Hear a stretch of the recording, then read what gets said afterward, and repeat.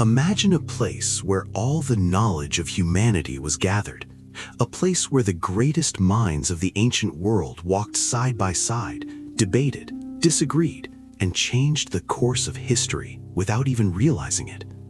A place where the secrets of the universe were written down for the first time, where medicine, mathematics, astronomy, engineering, and philosophy merged into something greater than any civilization had ever created before.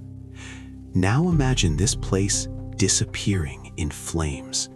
Not just books, not just scrolls, but ideas, breakthroughs, entire paths of human evolution erased. This is the story of the Great Library of Alexandria, the greatest loss of knowledge in human history. It begins with a man who had already conquered most of the known world, Alexander the Great.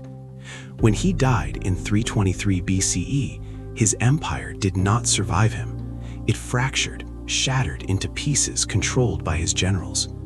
One of them, Ptolemy I Soter, took Egypt. But Ptolemy understood something others did not. Empires built by the sword eventually fall, but empires built on knowledge can last forever. He chose Alexandria as his capital, a city unlike any other, positioned between continents, open to trade, filled with ideas flowing from Greece, Egypt, Persia, and beyond.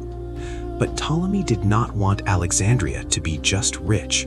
He wanted it to be the intellectual center of the world, a place where knowledge itself would be collected, controlled, and expanded.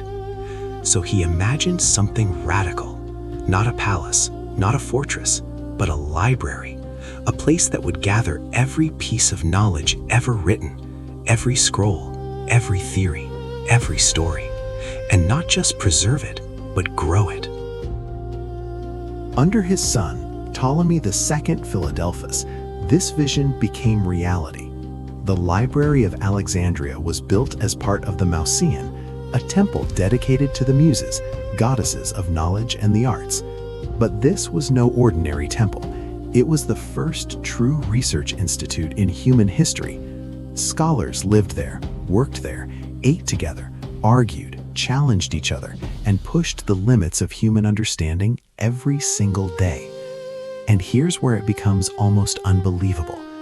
Every ship that entered the port of Alexandria was searched, not for weapons, not for gold, for knowledge. Any scroll found on board was taken, copied by skilled scribes, and stored in the library. The original was kept, the copy was returned. Think about that. Entire civilizations unknowingly contributed their knowledge to Alexandria. Knowledge became power, literal power. At that time, Egypt under the Ptolemies was one of the richest states in the ancient world. Its economy was driven by agriculture along the Nile, massive trade networks, and a stable taxation system. The primary currency was the silver drachma, widely used across the Mediterranean. Maintaining the library was not cheap. It required salaries for scholars, scribes, translators, architects, and administrators. It required materials, papyrus, ink, storage rooms, preservation systems. Historians believe the cost would equal millions annually in today's terms. But to the rulers of Egypt, this was not an expense.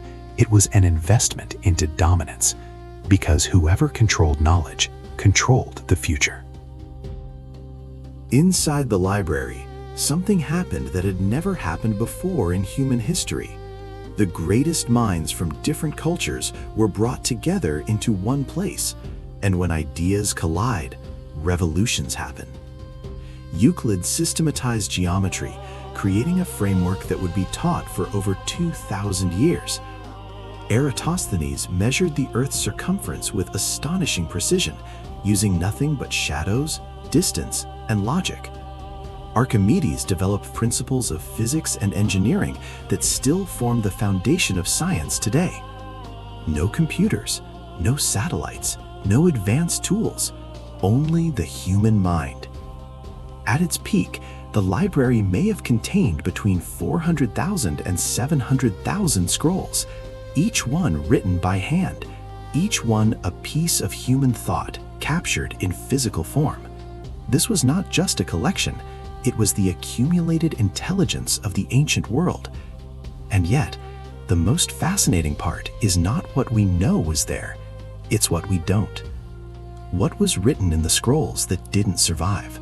Lost plays of Sophocles that we will never read, unknown works of Aristotle that could have reshaped philosophy, ancient Egyptian engineering techniques that might explain how massive structures were built with such precision, Babylonian astronomical records that may have mapped the stars in ways we are only beginning to understand today, early medical texts that could have described treatments centuries ahead of their time. Some historians believe the library may have held ideas we are only now rediscovering. Others believe something even more unsettling, that we lost knowledge we may never recover. And then came the moment that changed everything. In 48 BCE, Julius Caesar arrived in Alexandria during a brutal civil war. Trapped in the city, outnumbered, he made a desperate decision. He ordered the ships in the harbor to be burned to prevent them from being captured by the enemy. The fire spread. It moved from ship to ship, from dock to city. And somewhere in that chaos, flames may have reached the library. But here's the truth that makes this story even more disturbing. That fire may not have destroyed the library completely, because the library did not die in a single night. It died slowly, piece by piece, year by year. Some blame the Romans, others blame political instability, others point to religion. In 391 CE, under Theodosius I, pagan temples were ordered to be destroyed. The Mausean, closely tied to ancient traditions, may have been among them. Later, during shifts in power and belief systems, what remained of the library's knowledge slowly disappeared. No single villain, no single moment, just a long, silent collapse. And that may be the most tragic part of all, because it means the loss was not just destruction, it was neglect, it was forgetting. Now think about this. We know the library existed. We know it held hundreds of thousands of scrolls. We know it gathered the greatest minds in history, but we do not know what was inside most of it. Imagine losing a puzzle where 90% of the pieces are gone. You can see the edges, but the picture is missing. If the library had survived, how different would our world be today?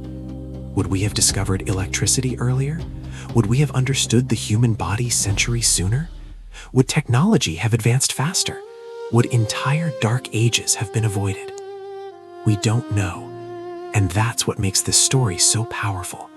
Because it's not just about the past, it's about the future we never had. Today, the original library is gone, but its idea never died.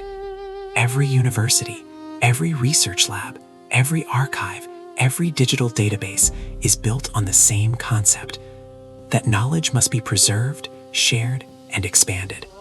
In 2002, Egypt opened the modern Bibliotheca Alexandrina, a symbolic revival of what once stood, a reminder of humanity's greatest intellectual achievement and its greatest failure.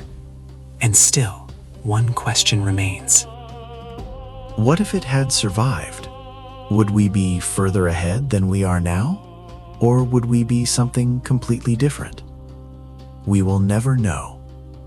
Because somewhere in the flames of Alexandria, it wasn't just scrolls that burned. It was time. It was progress. It was the future itself.